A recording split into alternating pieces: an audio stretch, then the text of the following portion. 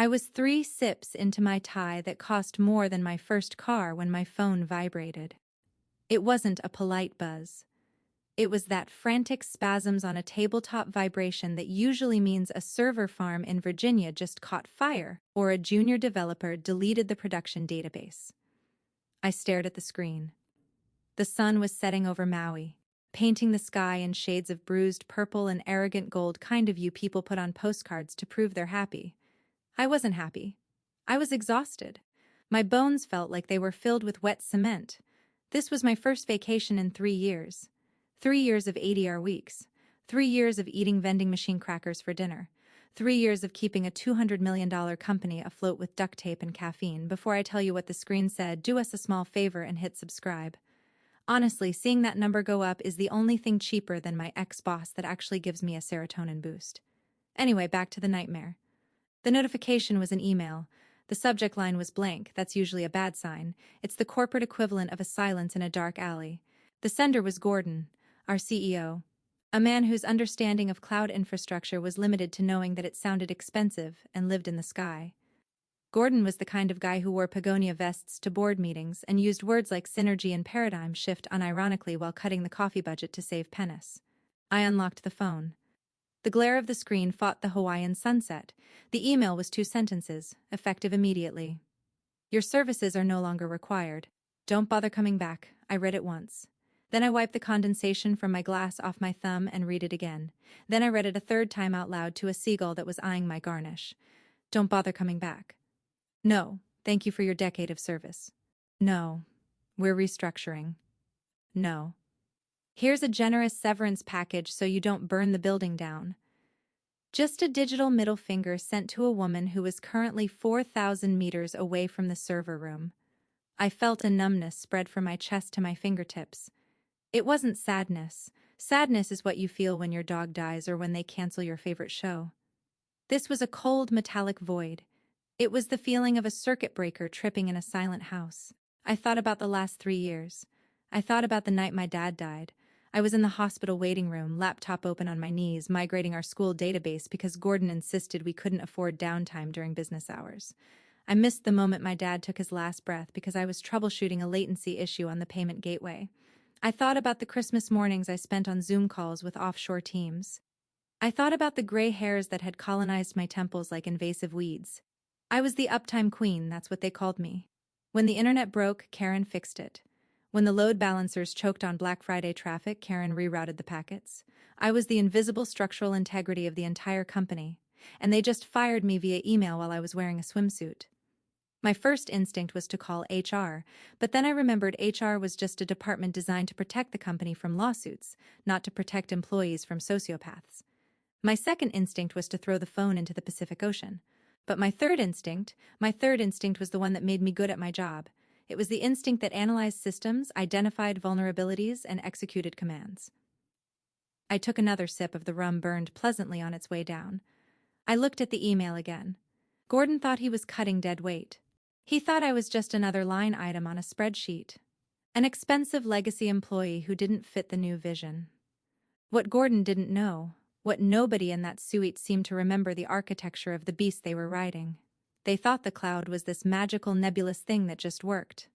They didn't realize it was a machine built by human hands, my hands. And more importantly, they didn't realize whose name was on the lease. I set the phone down on the little plastic table. The condensation made a ring, a perfect circle. Interesting, I whispered. The seagull squawked. It sounded like a laugh. I opened my laptop. Hotel Wi-Fi was garbage. Barely enough to stream a movie, but plenty for what I needed to do. I navigated to the login page for our cloud provider. I typed in my credentials. My fingers moved on muscle memory, a rhythmic dance I'd performed 10,000 times. Access granted. The dashboard loaded. Green lights everywhere. 99.999% uptime. It was a beautiful thing. A symphony of logic and order in a chaotic world. I checked the billing tab, my eyes narrowed. There it was. My personal credit card, my personal email address, my private commercial license. Years ago, in the startup days, we didn't have corporate credit lines that could handle the scale we needed. Gordon had told me, just put it on your card, Karen, we'll expense it, it's faster. We need to move fast and break things. So I did. I moved fast. I didn't break things, I built them. Because I was the one who set it up, because I was the one who maintained it. And because legal was too busy huffing their own farts to audit the vendor contracts properly, the entire infrastructure of a $200 million company was technically, legally, and physically mine. They hadn't just fired an employee. They had evicted the landlord. I closed the laptop.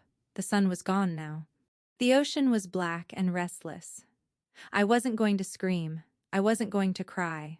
I was going to finish my drink. And then I was going to wait, because you don't interrupt your enemy when they're making a mistake.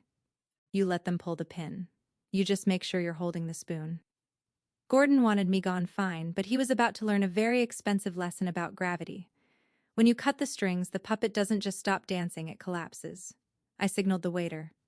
Another one, he asked, looking at my empty glass. Make it a double, I said. I'm celebrating. Oh, what's the occasion? I smiled. It wasn't a nice smile. It was the smile of a predator that just realized the cage door was unlocked. I just got fired, I said. And I think I just became the most powerful woman in the tech industry. The waiter looked confused, but he nodded and walked away. He didn't understand. Nobody did. Not yet. But by tomorrow morning, everyone would know. The silence was coming, and it was going to be deafening. To understand why a simple email triggered a nuclear meltdown, you have to meet Austin. Austin arrived 2 weeks ago like a bad smell masked by expensive cologne. He was our new COO, brought in to streamline operations and optimize synergy, which is corporate speak for fire, the people who do the work and hire my fraternity brothers. Austin was 32, looked 24, and had teeth so white they looked radioactive. He wore those quilted Patagonia vests that scream, "I work in venture capital, but I've never actually built anything in my life." He walked with that confident bounce of a man who has never been told no and certainly never had to debug a kernel panic at 3 a.m. on a Sunday. Our first meeting was in the glass-walled conference room we called the Fishbowl. Gordon introduced him as a visionary. I introduced myself as the person who makes sure the visionary's email actually sends. Austin looked at me like I was a smudge on his Gucci loafers. I was wearing my standard uniform, black hoodie, jeans, no makeup, hair in a bun held together by a pencil and sheer willpower. I didn't look like a culture fit. I looked like it, Karen, Austin said, testing the name like it was a cheap wine cloud infrastructure lead. That sounds heavy. We really need all that internal overhead. I have some buddies over at Stratosphere Solutions who could probably manage our stack for half the cost. I felt a vein in my forehead throw. Stratosphere Solutions is a glorified reseller, Austin. We have a proprietary architecture. We handle 4 terabytes of throughput per second. Your buddies would melt their servers in 10 minutes. He laughed. A hollow, dry sound. Proprietary usually just means outdated, Karen. We need to be agile. We need to be serverless. We need A-driven scalability. He was throwing words at me that he'd read in a Forbes article on the toilet. He didn't know what they meant. He just knew they sounded expensive and important. We are serverless where it counts, I said, keeping my voice level. And our scalability is automated based on real-time load metrics. I wrote the scripts myself. Right? He said, waving a hand dismissively. Scripts, that feels very 2015. We need a holistic platform approach. I stopped listening. I knew the type. He was a demolition man disguised as an architect. He didn't want to understand the system. He wanted to pee on it to mark his territory. Over the next week, I saw him lurking. He wasn't doing work, he was snooping. He'd stand behind junior devs asking invasive questions about vendor costs. How much do we pay AWS? Why is this line item so high? Who authorizes these instances? He was building a case. I knew it. He was looking for fat to trim, and in his eyes, I was a marbled steak. I was the highest paid engineer in the department. Not because I negotiated well, though I did, but because I was the only one who knew where the digital bodies were buried. One afternoon, I caught him staring at one of my monitoring dashboards. It was a beautiful sprawling map of our network nodes, pulsating with live traffic data. It looks complicated, he said, not looking at me. It is, I replied. It's the nervous system of the company. Nervous systems can be transplanted, he muttered. I should have known then. I should have seen the knife coming, but I was too busy keeping the lights on. I was too busy handling the migration of our archival data to cold storage so we could save the company, his company, another 10 grand a month. I found out later through the grapevine of terrified admins that Austin had ordered a full audit of it spend the day he started. But he didn't ask for the technical documentation. He asked for the billing contacts. He asked for the org charts. He wasn't analyzing the tech. He was analyzing the headcount. He saw a 45-year-old woman making six figures who didn't laugh at his jokes and didn't wear all birds. And he decided I was legacy debt.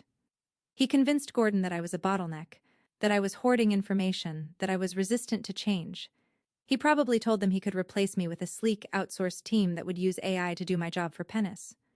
The irony, of course, is that he was right about one thing.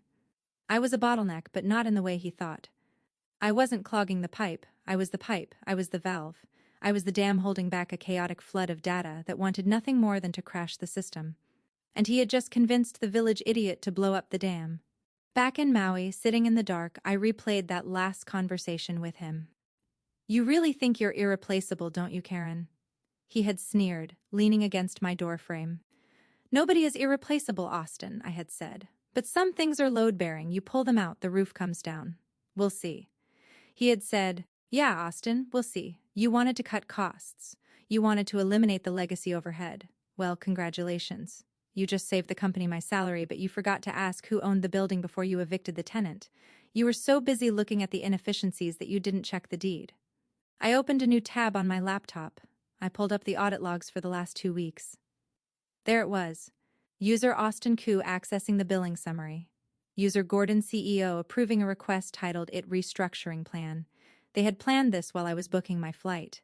They waited until I was over the Pacific Ocean to pull the trigger, thinking I'd be too distracted by the Aloha spirit to fight back. They thought I'd just fade away, embarrassed and defeated. They clearly didn't know that I run on spite and caffeine, and I was all out of caffeine. The morning after the email, I woke up with a headache that felt like a pickaxe in my frontal lobe. For a split second, the muscle memory of panic kicked in. I need to check the logs. Did the nightly backup run before the reality slammed into me? I didn't have to check the logs, not my circus, not my monkeys, but curiosity is a disease, and I was terminal. I sat up in the hotel bed, surrounded by an armada of empty minibar bottles, and reached for my laptop. I tried to log into my corporate email first just to see. Account disabled. Contact administrator. I tried Slack. You have been signed out of this workspace. I tried the VPN. Authentication failed. It was thorough, efficient. Austin had clearly given the order to the SIS admin team. My team, the kids I had hired and trained to scrub me from existence the moment the email was sent. I could picture it. Kevin, my senior dev, probably typing the command with shaking hands, wondering if he was next. Sarah, the security analyst, probably crying in the break room because I was the only one who defended her when Austin made creepy comments about her energy. I tried calling my assistant, David, straight to voicemail. "You've reached David at Cloud Corp." They had ghosted me. A decade of work of late nights of saved disasters, and I was being treated like a rogue element, a security threat. It stung, I won't lie. It felt like walking into your own house and finding the locks changed and your family staring at you through the window like they've never seen you before. But then the cold logic returned. They had locked the front door. They had boarded up the windows, but they forgot that the ground the house stood on belonged to me. I opened a private browser window. I typed in the URL for the AWS Management Console, not the corporate SO login that routed through their identity provider. That was definitely dead. I went to the root login. The master key username Karen Cloud Architect @gmail.com password redacted MFA code entered from my personal phone. I held my breath. If they were smart, if Austin was even 10% as competent as his LinkedIn profile claimed, they would have seized this account first. They would have legally forced a transfer. It would have threatened me with a lawsuit to get the keys before firing me. "Welcome to AWS Console," the dashboard loaded. I let out a laugh that sounded like a bark. They hadn't touched it. They hadn't even looked at it. To Austin, the cloud was just a utility bill. He didn't understand that accounts are tied to legal entities. When we started, the company credit card was maxed out buying Herman Miller chairs for the founders. I had used my personal Axe Platinum to spin up the initial clusters. I had registered the domain names. I had set up the root credentials. Over the years, I had tried to transfer it. I sent emails to legal. "Hey, we need to migrate the root account ownership to a corporate entity for liability reasons." Legal's response: "We're currently reviewing the liability implications of asset transfer. Let's circle back in third quarter." That was 4 years ago. I sent emails to finance. "Please update the billing to the corporate card." Finance's response: "The corporate card has a spending limit that triggers a fraud alert with AWS recurring charges. Just keep expensing it, Karen. It's easier for the audit trail." Laziness, incompetence, bureaucracy. They had woven a rope of red tape and now they had hanged themselves with it. I looked at the screen. The entire digital footprint of the company was right there. Production databases, the client portals, the source code repositories, the backup archives. I could see the real-time metrics. CPU usage was spiking, probably the morning login rush. The auto-scaling groups were spinning up new instances. The system was breathing and I was holding the oxygen tube. I clicked on the billing tab. Current month-to-date balance. I clicked on the billing tab. They fired me, but they were still charging lunch to my credit card. The audacity was almost impressive. I opened a terminal window on my laptop. I still had my SSH keys. They were hard-coded into the Bastion hosts because, again, I was the one who set up the security groups and I needed emergency access that bypassed the corporate SSO in case the identity server went down. She Karen Root PEM 2 user at Production Bastion connected. I was inside the network. I was a ghost in the machine. I could see the active sessions. I saw Kevin's username logged into a database replica. I saw Sarah running a vulnerability scan. They were working, oblivious to the fact that their boss was hovering above them like a vengeful god. I typed a simple command. Who am I? Root. The word stared back at me. Root, the base, the source. Absolute power. I wasn't an employee anymore. I was a hostile external entity with administrative privileges. I sipped my lukewarm coffee. I could burn it all down right now. RMRF, the classic delete everything command. I could wipe the databases. I could encrypt the backups and throw away the key. It would take them months to recover if they ever did, but that was too crude. That was criminal. That would get me sued, maybe arrested. I didn't want to be a criminal. I wanted to be a lesson. I wanted them to feel the silence. I didn't want to break the window. I wanted to turn off the air. I navigated to the identity and access management dashboard. This is where permissions are controlled. This is where you decide who is allowed to touch what. I saw the role Austin Koo audit. It had read only access to everything. I smirked. I clicked edit. Then I looked at the master service control policies. These are the rules that govern the entire organization. I opened a new text file on my desktop and started drafting a plan. Step 1, revoke the license. Step 2, silence the alarms. Step 3, the blackout. I wasn't going to hack them. I was just going to stop paying the bill. I was going to retrieve my property. I picked up my phone and called American Express. Hi, I said to the automated voice. I need to report a lost card. Please cancel my current number immediately and issue a new one. Certainly, the robot said, your current card has been deactivated. Step 1 complete. The next time AWS tried to charge my card, which based on the billing cycle was, tomorrow the payment would fail. But AWS gives you a grace period. They don't shut you down immediately for a failed payment. I didn't want a grace period. I wanted immediate results. So I went back to the console. I found the organization settings, the button that said Leave Organization. If the root account leaves the organization, the child accounts, the ones running the actual servers, get orphaned. They lose their billing anchor. But that was too messy. Instead, I looked at the API keys, the little strings of code that let the company's applications talk to the cloud. I selected all active keys. My mouse hovered over the button that said deactivate. Not yet. I needed them to feel safe for one more day. I needed Austin to give his big new direction speech. I checked the company calendar. I still had the synced copy on my phone. Town hall meeting. The future of Cloud Corp. Tomorrow, 10 a.m. PST, perfect. I closed the laptop. I was going to enjoy my day at the beach. I was going to snorkel with turtles. I was going to eat fresh poke. And tomorrow at 10:01 a.m., I was going to turn off the sun. The next morning, Maui was disgustingly beautiful. The ocean was a sheet of turquoise glass. The air smelled of plumeria and expensive sunscreen. I sat on my balcony wearing a bathrobe and sunglasses, looking like a retired villain from a Bond movie. My laptop was open on the patio table next to a pot of Kona coffee. It was 9:55 a.m. in Oregon. The town hall was about to start. I didn't have access to the Zoom link anymore, obviously. But I didn't need it. I had something better. I had Twitter, and I had the internal chat logs of the DevOps team, which I was currently tailing via a backdoor shell I'd left open on a forgotten staging server. I could see the chatter scrolling by in green text on a black background. Kevin Dev, you guys seeing this lag on the O server? Sarah Sack, yeah, latency is creeping up. Is Karen around? Kevin Dev, dude, didn't you hear? She's gone. Sarah Sack. What? Kevin Dev, Austin fired her yesterday, via email. Sarah Sack, Jesus, who's running the migration? Kevin Dev, I took a sip of coffee, poor kids. They were about to learn trial by fire. 10 a.m. the town hall was starting. Austin would be on stage now flashing those veneers, talking about lean operations and trimming the fat. He was probably making a joke about how easy it is to manage the cloud in 2024. It's all automated, he'd say. It runs itself. I minimized the chat and brought up the AWS console. I navigated to CloudAtch, the monitoring service. This is the dashboard that tells the engineers if the system is healthy. It's the eyes of the ship. I selected the main dashboard group. Action delete. Are you sure? I clicked yes. Instantly in the DevOps chat, panic flared. Kevin Dev guys, my dashboard just went blank. Sarah Sec.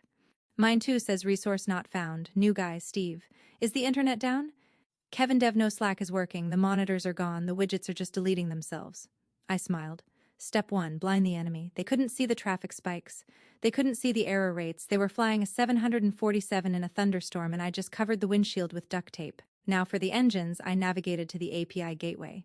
This is the front door for all mobile apps and web clients. Every time a customer tries to log in, check their balance, or upload a file, it goes through here. I selected the production stage. I looked at the throttling settings, currently set to 10,000 requests per second. I changed it to 0. Update configuration. The loading spinner spun for 3 seconds, then success. I switched back to the chat logs. Took exactly 12 seconds. Support bot alert. Ticket volume spiking. 50 new tickets in 10 seconds. Kevin Dev, I'm getting 53 errors on the login page. Sarah Sec, the app is dead. I can't log in. New guy. Steve, what do we do? Who knows how to revert the API config? Kevin Dev, that was Karen's domain. I don't even have right access to that gateway. Chaos.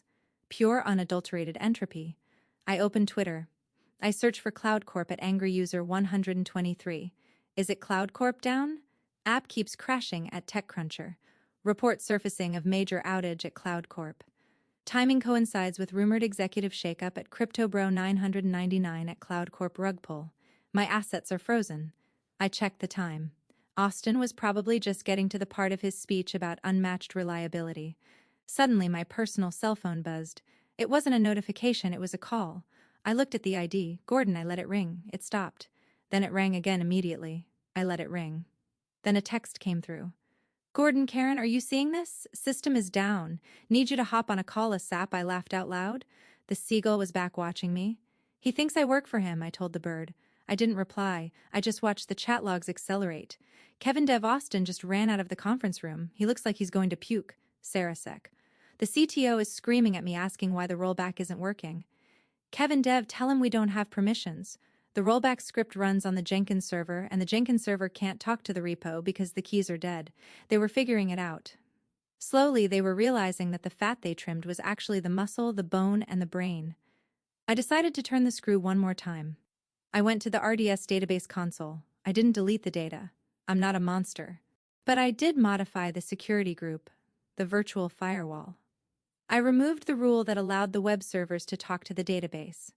Effectively, I just cut the phone line between the brain and the memory. The application wasn't just down now, it was lobotomized. Another text from Gordon. Gordon, Karen, pick up. This is an emergency. We will pay your consulting rate. I took a slow sip of coffee. Consulting rate? Oh, Gordon, we are way past consulting rates. We are in the realm of you insulted my ancestors' rates. I typed a reply but didn't send it yet. Who is this? No, too petty. I watched the stock ticker for Cloud Corp. It was a private company, but the investors watched the uptime like hawks. I knew the VC firms had automated alerts. Their phones were blowing up right now, too. Austin's little audit had just cost them more in 20 minutes than my salary for the next 10 years. I leaned back. The sun was getting hot. The breeze was perfect. I had fired the first shot. The blindness, the silence, the panic. But I wasn't done. I had to make sure they understood why this was happening. I had to make sure they knew this wasn't a glitch. This was an eviction. I opened my email client, my personal one. I found the thread from 3 years ago where I warned them about the account ownership. The one where legal said it's fine for now. I forwarded it to Gordon Austin and the entire board of directors. Subject RE, don't bother coming back. Body per your instruction. I have ceased all work since the cloud infrastructure is registered to my personal commercial entity and you have terminated our relationship. I am currently decommissioning my personal assets to avoid incurring further costs on my credit card. Good luck with the synergy. Send. I closed the laptop. Now we wait for the explosion. While the digital world burned down around them, I ordered breakfast. Avocado toast with poached eggs because I'm a millennial cliché, and also because I could afford it. You're probably wondering, Karen, isn't this illegal? Isn't this extortion? Let me clarify something for the armchair lawyers in the comments. If I had hacked into their system, yes, I'd be going to federal prison, but I didn't hack their system. I simply stopped letting them borrow mine. See, the legacy trap is a common phenomenon in tech startups that grow too fast. In the beginning, you do whatever it takes. You put servers on your credit card. You register domains under your personal GoDaddy account because the corporate card is maxed out. You write the code on your personal laptop because the company hasn't bought you one yet. Most companies fix this when they hit series of funding. They audit, they transfer, they clean up. But Gordon was cheap and Austin was arrogant. 3 years ago, I sent a memo. I remember writing it. It was titled Critical Infrastructure Asset Transfer. I outlined that the entire AWS organization, the GitHub repositories, the DNS records were legally property of Karen Smith Consulting LLC, a shell I set up for tax reasons. I urged them to transfer it to CloudCorp, Inc. I remember the meeting. Gordon looked at the transfer fees, AWS charges for support plan changes, and reserved instance transfers. It would have cost about $15,000 in administrative overhead and overlapping billing cycles. Gordon had scoffed, spitting crumbs of a muffin on the table. We'll fix it when we IPO. Implied license is a legal term that means we're too lazy to do paperwork. I warned legal. Their general counsel, a guy named Brad who spent more time golfing than lawyering, told me, as long as we pay the bill, it's fine. Don't be a bureaucrat, Karen. So I became the bank every month. AWS charged my Amex $40,000 plus. I submitted an expense report. CloudCorp reimbursed me.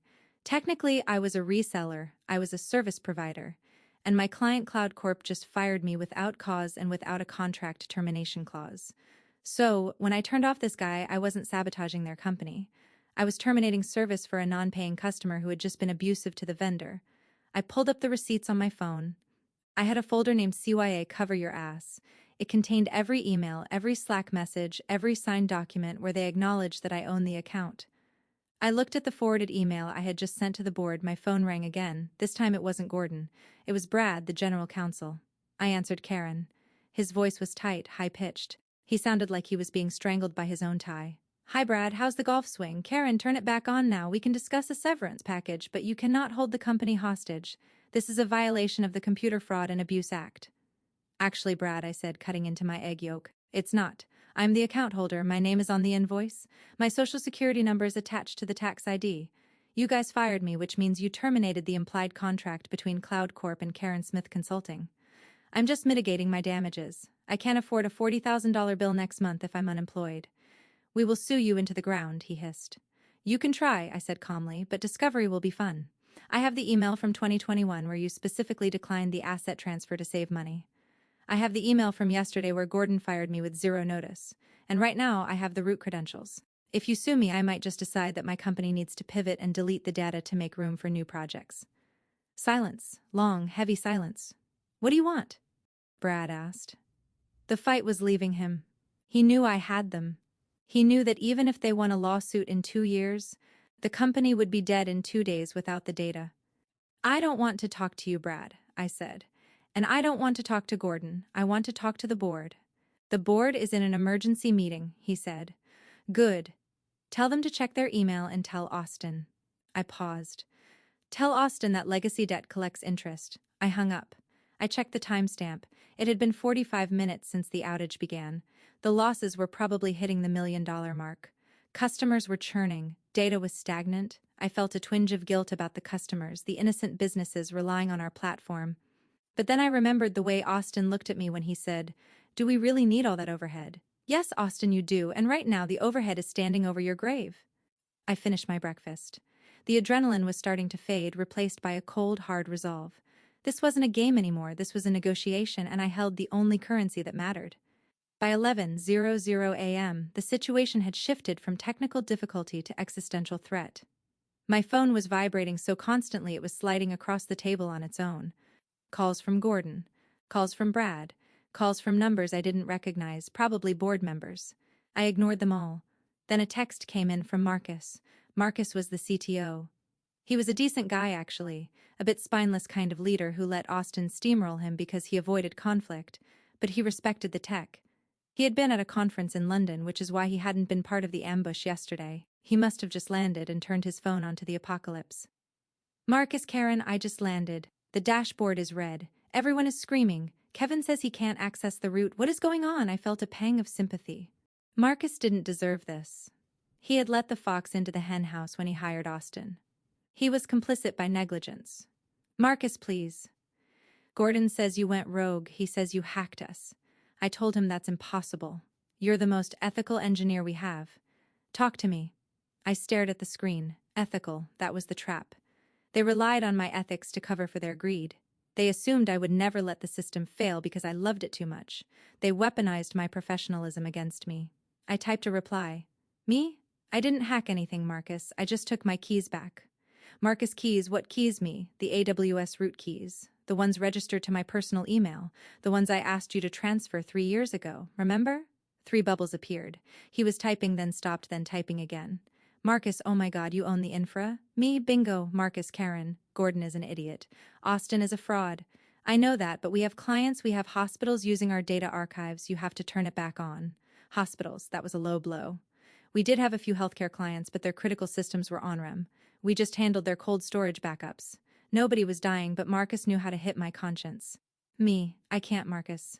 I'm not an employee. I have no authorization to operate Cloud Corp systems. That would be a liability. Marcus, stop it. This isn't a joke. Why is the cloud inaccessible? And there it was. The question, the panic, the realization that the invisible thing they took for granted was gone. I typed the line I had been holding in my chest for 24 hours. Me, because you fired the sky. I hit send. I watched the read receipt appear instantly. You fired the sky. It was dramatic. Maybe a little over the top, but it was true. They thought the cloud was just there like air. They didn't realize it was a service I provided. Structure I upheld. 10 seconds later, Marcus called. I answered this time. Karen, he breathed. He sounded like he was running through an airport. I'm firing Austin right now. I'm calling the board. I'm telling them everything. Just please give us the keys. It's not that simple, Marcus, I said, my voice steady. I don't trust you anymore. You let a guy in a fleece vest dismantle my team. You let him fire me while I was on vacation. The trust is gone. The contract is void. What do you want? He begged. Name your price. Double salary equity. We can overwrite Gordon. The board is terrified. I don't want a job.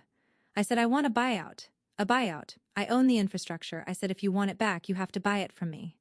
Karen Smith Consulting LLC is open to acquisition offers, but the price just went up. How much? $5 million. I said cash plus full vesting of my original stock options that you guys tried to cancel. $5 million. That's extortion. No, Marcus. Extortion is threatening to release your browser history.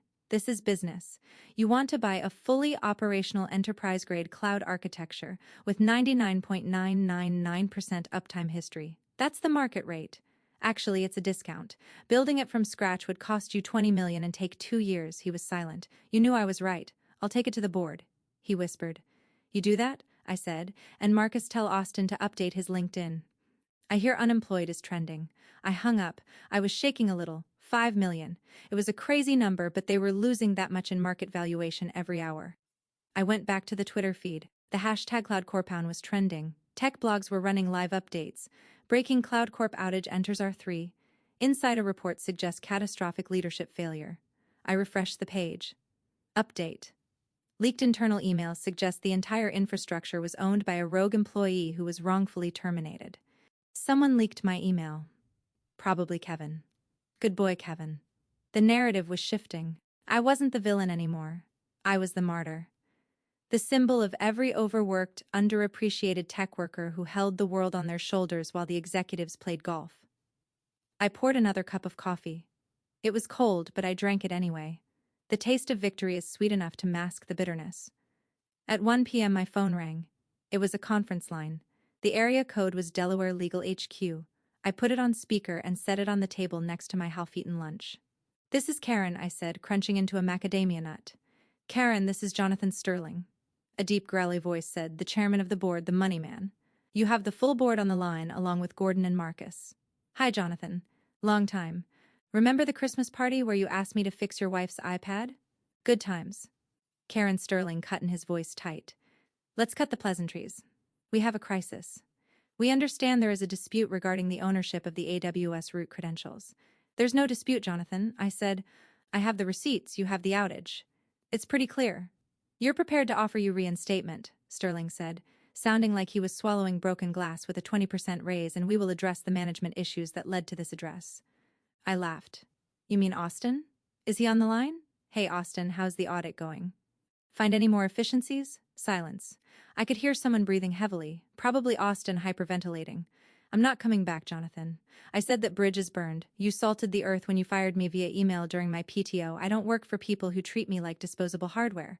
Then we will accept your offer, Sterling said quickly. The buyout $5 million. We will wire it today. Just give us the keys. He folded too fast. That was my first clue. Men like Sterling don't write $5 million checks without a fight unless they are truly deeply desperate, or unless they're lying. Draft the contract, I said. Send it to my personal email. Once the funds clear in my LLC's account, I will transfer the credentials. We need access now, Karen, Gordon interrupted. His voice was shaky. The investors are pulling out. We need the lights on now. Funds clear first, I said. That's how commerce works, Gordon. You don't get the groceries until you pay the cashier. We can't wait for a wire transfer to clear. Gordon shouted. That takes 24 hours. Should have thought of that before you fired the account holder, I said. Karen Marcus said, his voice soft. Please, for the team, Kevin is crying. They've been up since 4 a.m. trying to rebuild from scraps. Just turn on the read access. Let us see the data. I hesitated, not because I trusted them, but because I checked my other email account, the one on my phone that didn't belong to Cloud Corp or Karen Smith Consulting. I had an email from Vertex Systems, their biggest competitor. Subject offer letter. I had been talking to Vertex for months casually. Their CTO, Alina, was a friend. She knew I was unhappy. When she saw the news break this morning, she didn't just send condolences. She sent a PDF. I opened it while the board breathed heavy on the line. Position VP of Cloud Architecture. Salary double my current package. Signing bonus $1,500,000. Equity substantial. But the kicker was the text message Alina sent me separately. Alina, hold the line. We're preparing a hostile bid for Cloud Corp. If their stock tanks another 10%, we can buy them for parts. We want you to run the integration. I smiled. The game had changed. I wasn't just selling the keys, I was selling the castle. Karen Sterling asked, Are you there? I'm here. I said, I'm thinking we will wire $100,000 immediately as a good faith payment. Sterling offered, Just turn on the servers. No, I said. Here's the new deal. I'm going to hang up. You're going to send the contract for the full $5 million. And while you're doing that, I suggest you check the newswire. What? Why? Because I said, I think you have bigger problems than me. I hung up. I didn't have to wait long. 5 minutes later, the notification popped up on my screen. Breaking Vertex Systems announces tender offer to acquire struggling Cloud Corp at $12 per share. A 40% discount from yesterday's valuation. The board meeting I just left must have turned into a bloodbath. They weren't just fighting me anymore. They were fighting for their existence. And I held the ace. If Vertex bought Cloud Corp, I wouldn't need to sell the keys to Sterling. I'd be giving them to Alina, my new boss. I texted Alina, they're on the ropes. Finish them? Alina replied. Offer sent to board. We explicitly listed resolution of infrastructure liabilities as a condition of closing. That means you. I leaned back. The sun was setting again. It had been 36 hours. I had destroyed a company, secured a massive payday, and lined up a promotion, all while wearing a bathrobe. But there was one loose end, Austin. I wanted him to know it was me. Not just the rogue employee, but the specific woman he underestimated. I opened my laptop again. I still had root access. The system was still down for the world, but I could still push a message to the internal splash page, the one the employees saw when they tried to log in. I typed a simple HTML file. H1 error 4004 competence not found Hone P. Please contact Austin for support. He knows a guy at Stratosphere Solutions. P. I pushed the update. Petty, yes. Professional, no. Satisfying, orgasmic. The next 12 hours were a blur of lawyers, dockings, and vindication. Cloud Corp rejected the buyout offer from Vertex initially. Hubris is a hell of a drug. They thought they could still salvage it. They thought they could bully me into submission. Brad sent a cease and desist. I replied with a screenshot of the AWS terminate account button. He went silent. Gordon went on CNBC to try and calm the markets. He looked like he hadn't slept in a week. He stammered something about a vendor dispute and legacy anomalies. The anchor asked him, Is it true that a single employee owns your entire cloud stack? Gordon froze. He blinked. It's a complex legal situation. The stock tanked another 15% before the commercial break. That's when Alina called me. They're folding, she said. Her voice was crisp, professional, triumphant. Sterling just called our CEO. They're accepting the acquisition offer, $10 a share. It's a fire sale. Congratulations, I said. You just bought a lemon. No, Alina said. We bought the customer list and we bought the IP, the infrastructure. Well, we have our own. We just need to migrate the data, and lucky for us, we just hired the person who has the keys. I felt a genuine smile spread across my face.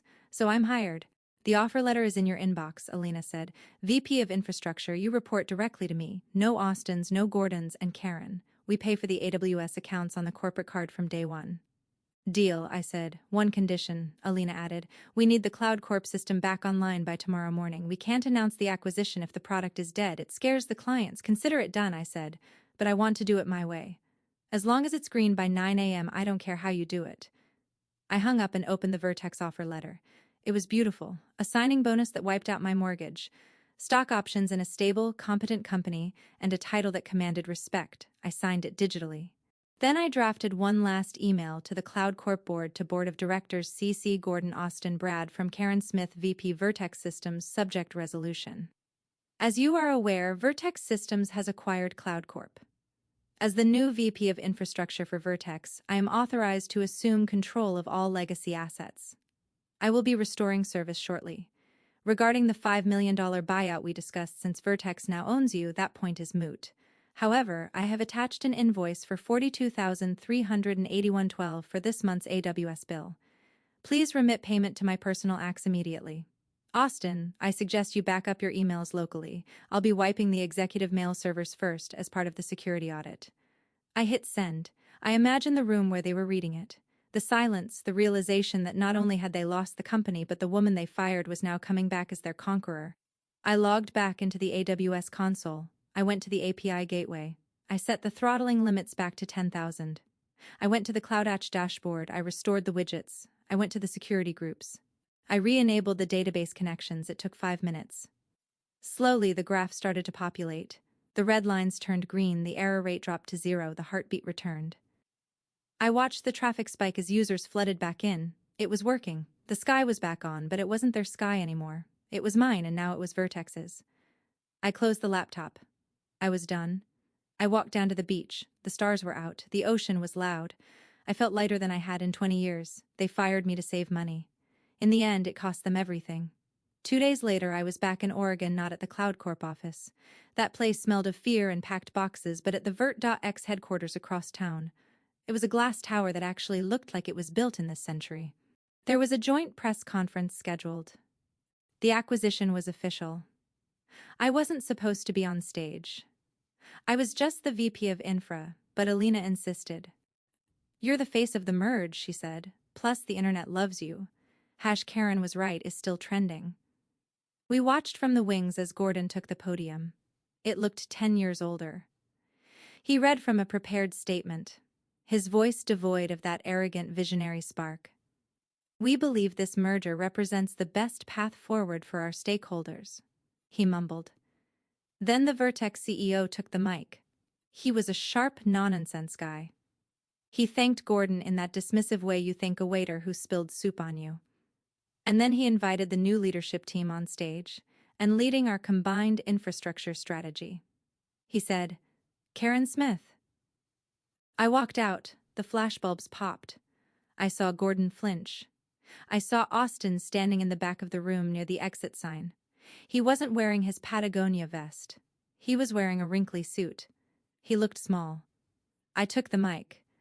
I didn't have a speech prepared. I didn't need one. Technological debt, I said into the silence, is real. But the most expensive debt a company can accrue is human debt.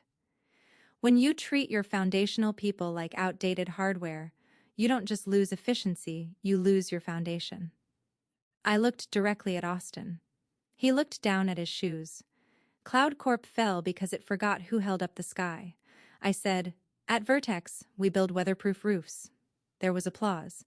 It was polite corporate applause, but from the back I saw the DevOps team, Kevin, Sarah, the whole crew who had been hired by Vert.x as part of the deal cheering wildly. Kevin pumped a fist in the air. After the conference, Gordon tried to approach me. Karen, he said, putting on a fake smile. No hard feelings, right? It's just business.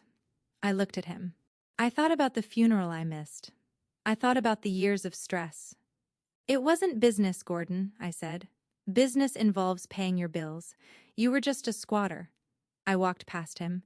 Security was already escorting Austin out of the building. I heard him arguing about his severance. I have a contract, he was shouting. Read the fine print. I called out to him. Legacy clauses are I went up to my new office.